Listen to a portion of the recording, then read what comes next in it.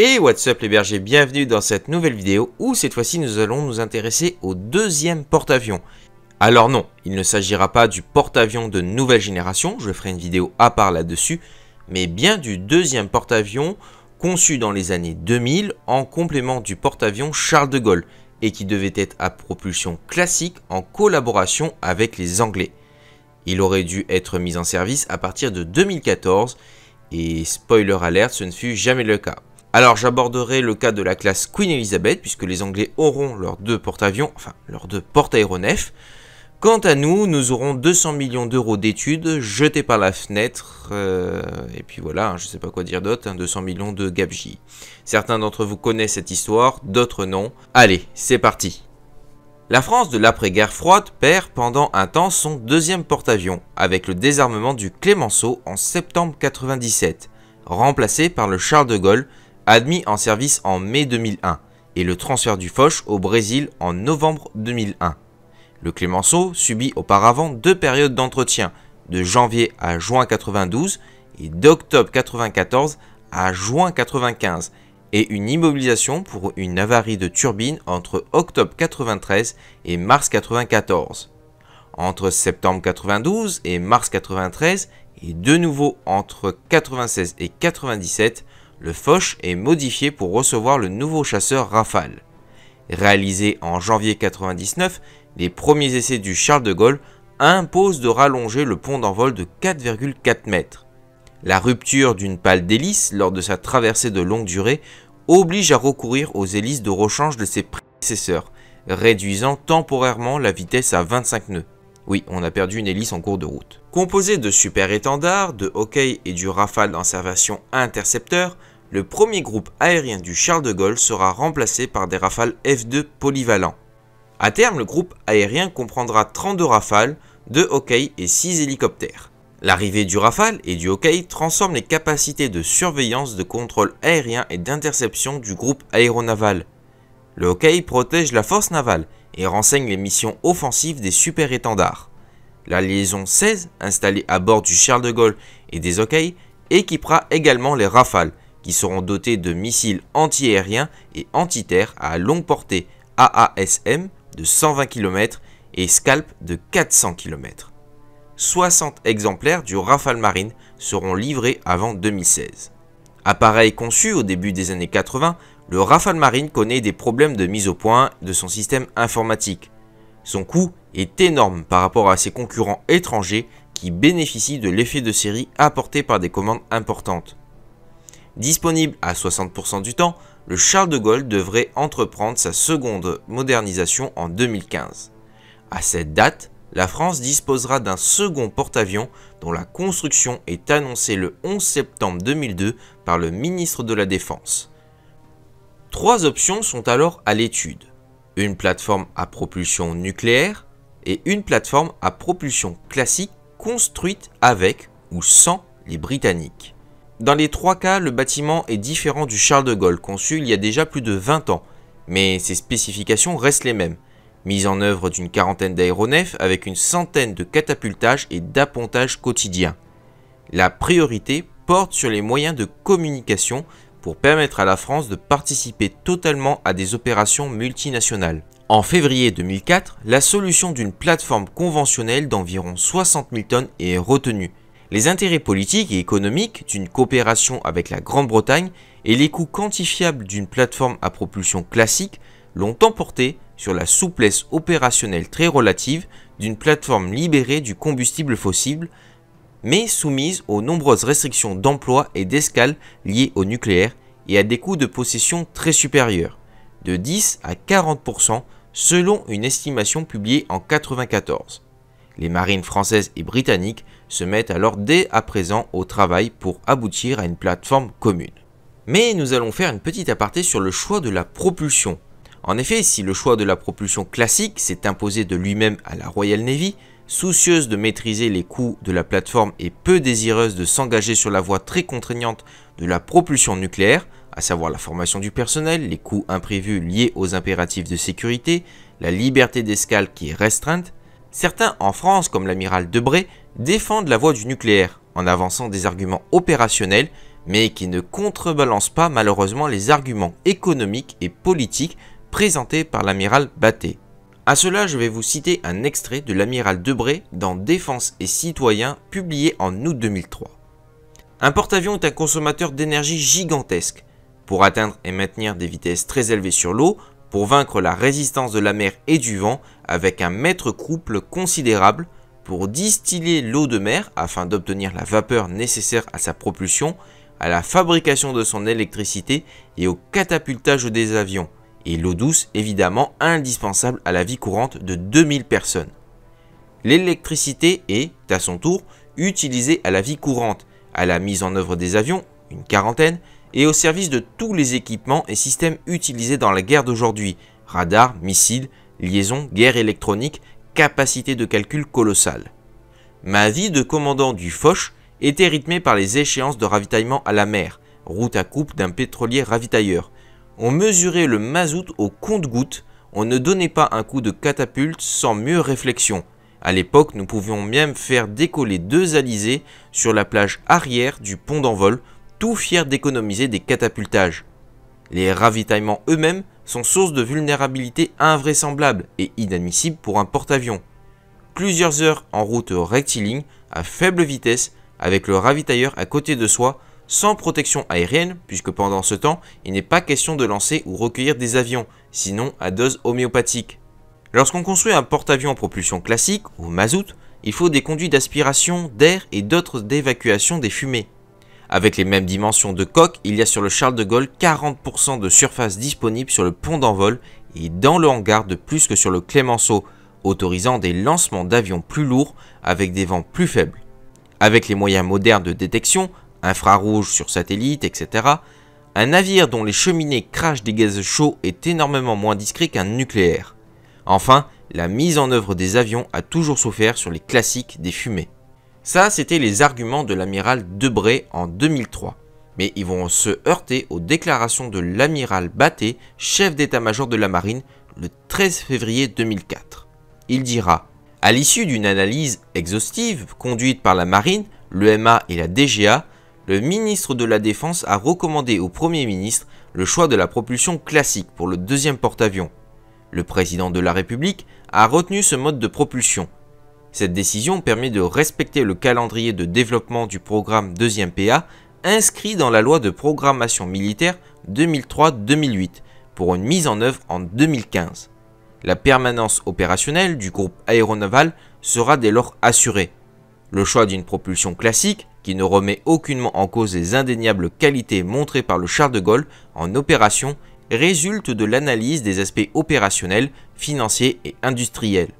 Ce choix s'est particulièrement imposé par l'évolution des nouvelles priorités stratégiques, action vers la Terre, participation à la gestion des crises, qui conduit à prévoir un tonnage accru du second porte-avions par rapport à celui du Charles de Gaulle, avec des avions plus lourdement armés.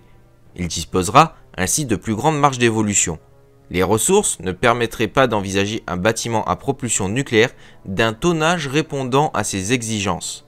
La propulsion classique induit par ailleurs une économie globale de plus de 10% sur le coût de possession par rapport à la propulsion nucléaire. Cette décision s'inscrit également dans la recherche d'une cohérence globale de la flotte pour que ce porte-avions soit de la même génération que les bâtiments et les aéronefs qui constitueront le groupe aéronaval à l'horizon 2015-2055.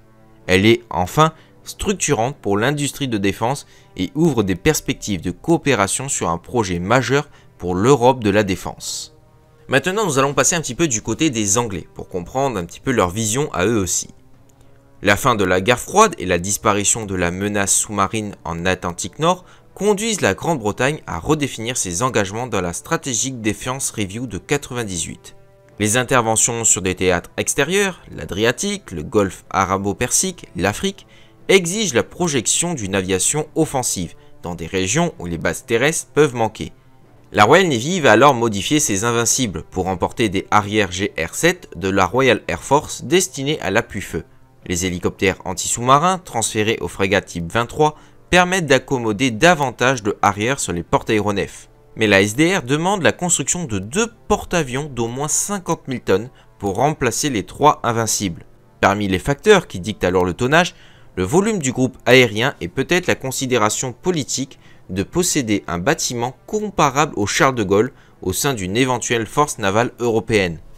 Engagé en 1993, les premières études envisagent 3 possibilités. La refonte des Invincibles et l'addition d'un segment de 25 mètres pour augmenter la capacité du hangar, la conversion d'un bâtiment marchand ou la construction d'une nouvelle coque retenant l'une des 3 options suivantes. Décollage court et atterrissage vertical, donc STOVL, décollage court et atterrissage conventionnel, STOBAR, ou décollage et atterrissage conventionnel, CTOL. Fin 1996, l'étude de préfaisabilité recommande alors la construction d'un bâtiment de 30 000 à 40 000 tonnes mettant en œuvre de 40 à 50 avions à voilure fixe et hélicoptères. Les études ultérieures pour le futur Carrier Vessel, le CVF, aboutissent à la décision de 1998. Conséquence des enseignements de la guerre des Malouines et des opérations en Adriatique et dans le golfe arabo-persique, la Royal Navy et la Royal Air Force doivent pouvoir mettre en œuvre à bord du CVF un appareil commun, le JCA, aux côtés des hélicoptères de l'Army. Le FA-18 Hornet et le futur JCF, le Joint Strike Fighter, développés conjointement par les États-Unis et la Grande-Bretagne, sont alors pressentis, de préférence à une version navalisée du Typhon ou du Rafale M. Parallèlement, la Royal Navy pense doter 2 Invincibles du JCF pour repousser la mise en service des CVF à 2022 au lieu de 2012. Mais le projet s'avère irréalisable en raison des dimensions du futur appareil. Le 25 janvier 1999, un appel d'offres pour le CVF est lancé auprès de l'industrie. Les spécifications sont peu détaillées. La plateforme doit être à propulsion non nucléaire, embarquer 48 appareils et 1200 hommes et être réalisé en Grande-Bretagne. En novembre 1999 et 2001, BAE Systems et Thomson CVF, le devenu Thales, entrent en compétition pour les phases 1 et 2 des études préliminaires qui aboutissent le 30 janvier 2003 au partage du contrat entre les 2 concurrents, la coque pour Thales et la maîtrise d'œuvre pour BAE. Le choix du premier récompense un meilleur design à un meilleur prix. Il ouvre une porte à un partenariat aussi avec la France pour son 2e porte-avions. Le second garantit 10 000 emplois aux chantiers britanniques et rassure alors les syndicats. Désormais, les 2 industriels travaillent avec l'équipe CVF du ministère de la Défense britannique sur le projet Thales de 65 000 tonnes. 2 fois plus lourd que le Cavour italien, les 2 Queen Elizabeth britanniques sont commandés en 2008 à un consortium comprenant BAE Systems, Babcock International, Thales Group, AEP Group et le ministère britannique de la Défense. Déplaçant 65 000 tonnes pour 284 mètres de long, ils pourront alors emporter de 24 à 36 F-35B et 14 HM2 Merlin qui seront disponibles avec généralement 9 en configuration anti-sous-marine et 4 ou 5 pour le guet aérien. L'interopérabilité avec l'US Navy justifie une capacité de 36 appareils, 110 sorties par jour, déterminant cette taille. Le coût du programme est de 6,2 milliards de livres sterling. En 2010, Londres annonce l'intention d'acheter le chasseur F-35C et de choisir alors le porte-avions Catobar. Il remet en cause le 2e porte-avions, suggérant de le vendre à un allié proche. 2 ans plus tard, les coûts estimés à 2 milliards de livres de la version Catobar convainquent alors le gouvernement de revenir à la conception originale d'un porte-avions VSTOL doté de F-35B. En 2014, le gouvernement décide aussi de revenir au format de 2 porte-aéronefs pour disposer en permanence d'une plateforme. La revue de défense de 2015 insiste sur les capacités amphibies de l'un des 2 et sur l'engagement de commander 138 F-35B, dont 24 livrables avant 2023 pour constituer le premier groupe aérien. Trop cher, la propulsion nucléaire est rejetée au profit de la propulsion électrique intégrée composée de 2 groupes électrogènes à turbine à gaz Rolls-Royce de 36 MW et 4 groupes électrogènes diesel Wärtsilä, 2 de 9 MW et 2 de 11 MW. Les 2 îlots assurent la redondance, la visibilité et la réduction des interférences entre le radar de surveillance aérienne Thales S1850M et le radar à moyenne portée tridimensionnel type 997 de 200 km dont une cible de 10 cm à 20 km.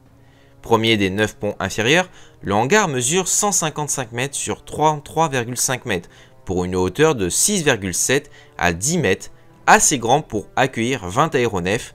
Un système de manipulation d'armes hautement mécanisé, le HMWHS, conçu par Babcock, déplace les munitions balettisées via plusieurs ascenseurs vers l'avant et vers l'arrière ou à bâbord et à tribord. Le mouvement des palettes est totalement automatisé, la main-d'œuvre étant seulement requise pour préparer les munitions. L'hôpital comprend 8 lits, une salle d'opération et un cabinet dentaire. 1600 couchettes dans 470 cabines peuvent recevoir 250 Royal Marines. Le pont peut mettre en œuvre 10 hélicoptères à la fois pour le transport d'une compagnie de 250 hommes. Les hangars sont alors conçus pour recevoir des CH-47 et des M22 Osprey avec des pales dépliées. Les Queen Elizabeth et Prince of Wales seront admis en service respectivement le 7 décembre 2017 et le 10 décembre 2019. Un seul groupe aérien pour le moment équipe le porte-avions déployé, l'autre pouvant recevoir des hélicoptères ou des drones. Maintenant revenons un petit peu du côté français sur les raisons qui n'ont pas abouti tout simplement au PA2. Alors du côté français, que s'est-il passé? Selon les déclarations des dirigeants de la DGA, la Direction Générale de l'Armement, les études se poursuivent au printemps et à l'été 2005 et concluent à une communabilité de 85% entre le CVF et le CVF-FR. Comprenez là donc le porte-avions français qui comprend notamment la coque, les machines et les locaux de vie. Néanmoins, les exigences françaises, à savoir l'aménagement des hangars Avia, l'accroissement de la capacité des soutes à combustible pour des sorties plus fréquentes, la mise en place d'un système de commandement pour une force amphibie et aéronavale basé sur un système français tel que le Zenit 9 commence à agacer au Royaume-Uni. En septembre, le ministre de la Défense britannique, assistant à la construction du destroyer national type 45, issu d'une collaboration avortée entre la France et l'Italie, déclare que le programme ne peut être retardé ou rendu plus cher pour rejoindre les critères français et rajoute que les Français ont fait des propositions, mais cela va dépendre s'ils peuvent nous donner un meilleur calendrier. Dans la foulée, la France rassure les autorités britanniques en affirmant que notre conclusion est que le design britannique est compatible avec les besoins opérationnels de la marine française. S'il est choisi, nous ferons juste quelques adaptations. Le contrat de développement et de réalisation ne sera pas passé avant 2006 ou 2007 et donc la production ne commencera pas avant 2008 ou 2009. Le projet de Thales est finalement retenu en décembre 2005 après la signature d'un contrat relais lançant la phase d'études détaillée pour un montant de 20 millions d'euros. La maquette est alors exposée au Salon Euronaval de 2006 qui montre une nouvelle modification des installations radars. D'autres vues, l'une de mars 2007, dévoile une coque modifiée afin d'augmenter la vitesse. L'autre maquette de juin 2007 voit même le radar Thales Héraclès être remplacé de l'îlot avant à l'îlot arrière. Le ministre de la Défense français, en ouverture d'Euronaval 2006, affirme son ambition de rendre ce programme aussi irréversible que possible, avant l'élection présidentielle française de 2007. Oui, les dates n'ont pas été choisies au hasard. Le ministre précise que le projet de loi de finances 2007 inscrit 700 millions d'euros pour le développement du PA2 et voit mal un gouvernement renoncer aux sommes investies pour rien. C'est en ce sens qu'on peut parler d'irréversibilité. Envisagé en 2007, au plus tard le 29 mars, date de la fin de session parlementaire britannique, une annonce bilatérale, voire même la signature du dossier de lancement et de réalisation français qui voit l'approbation des plans de construction du CVF-FR n'a pas lieu. Après quelques hésitations, cette ultime étape avant la notification du contrat devrait intervenir en novembre 2007, soit au moment du point d'étape concernant le nouveau livre blanc de la défense. Selon le dossier de presse du budget de la défense 2008, une décision de principe sur la construction du second porte-avions a été prise. Les conditions de mise en œuvre de cette décision seront arrêtées au vu des travaux du livre blanc. Pour l'amiral Pierre-François Forestier, chef d'état-major de la marine, le débat n'a pas lieu d'être. La marine a fait son travail de technicien, la DGA et la DCNS ont fait leur travail d'industriel. Le dossier complet se trouve maintenant sur le bureau du président de la République. C'est une décision éminemment politique, il ne serait pas convenable de mettre la pression sur le président de la République.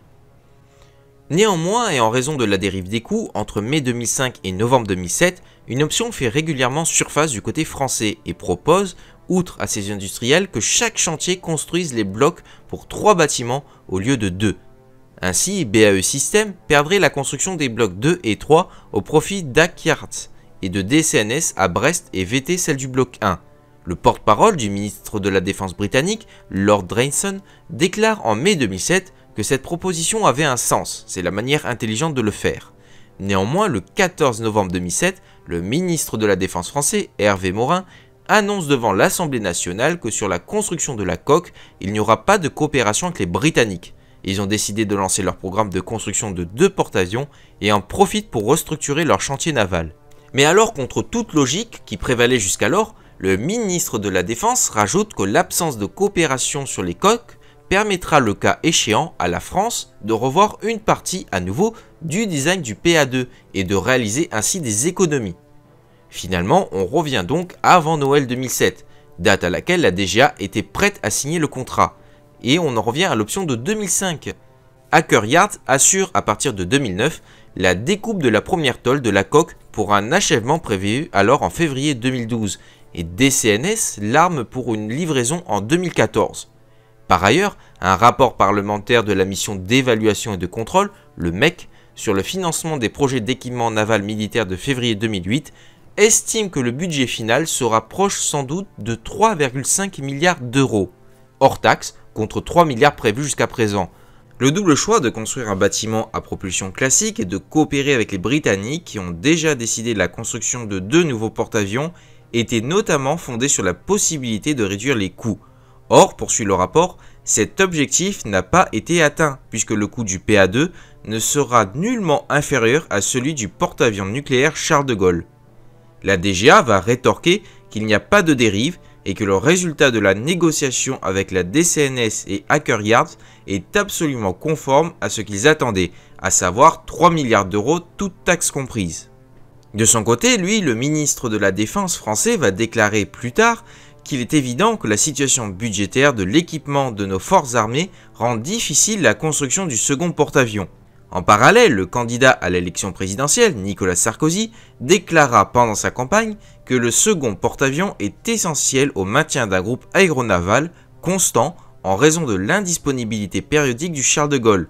Mais une fois élu, comme la plupart des présidents, il reviendra sur sa décision, déclarant le 27 mai 2008 qu'il n'est pas question de mettre 6 milliards d'euros chaque année dans l'équipement militaire et que la construction du PA2 se reporte à 2012. Ça alors, c'est étrange puisque 2012 est la date de la future élection présidentielle. Enfin, le ministre de la Défense français, Hervé Morin, déclare le 5 juillet 2008 que le président de la République n'exclut pas la construction du PA2, mais qu'il y a d'autres priorités de remplacement d'équipements comme les hélicoptères Puma, les véhicules blindés de l'armée de terre et les nouvelles frégates ainsi que les sous-marins nucléaires d'attaque. Et là-dessus, effectivement, d'autres programmes seraient peut-être plus prioritaires que la construction d'un deuxième porte-avions, surtout le renouvellement des nouvelles frégates, ce qui donnera naissance au FREMM. Quant aux industriels, ceux-ci avertissent en début d'année 2007 à la DGA que le projet ne sera bientôt plus d'actualité, puisque l'éventuelle décision de reprise de ce projet au début des années 2010 va remettre tout à plat le dossier et les 200 millions d'euros déjà investis par l'État français seront perdus. Quant à l'amiral Pierre-François Forissier, celui-ci dément les informations la même année et affirme que le PA2 restera toujours sur le même design. Mais un an plus tard, en 2009, le projet du PA2 sera définitivement enterré avec la fin de la coopération avec les Anglais. En 2014, la Cour des comptes publiera un rapport chiffrant le désastre financier à plus de 200 millions d'euros pour les finances publiques, sans véritable contrepartie pour la France, ajoutant que plusieurs raisons permettaient déjà de douter dès 2005 de l'existence d'un projet industriel commun avec les Britanniques. Et voilà les bergers, sur ce c'est la fin de cette vidéo, je suis désolé s'il y a eu un décalage de voix, en effet j'ai eu un petit souci de logiciel puisqu'il ne m'a pas enregistré la fin de la vidéo. Sur ce, n'hésitez pas à vous abonner, ça me fera extrêmement plaisir, et sur ce je vous dis à ciao, bonsoir.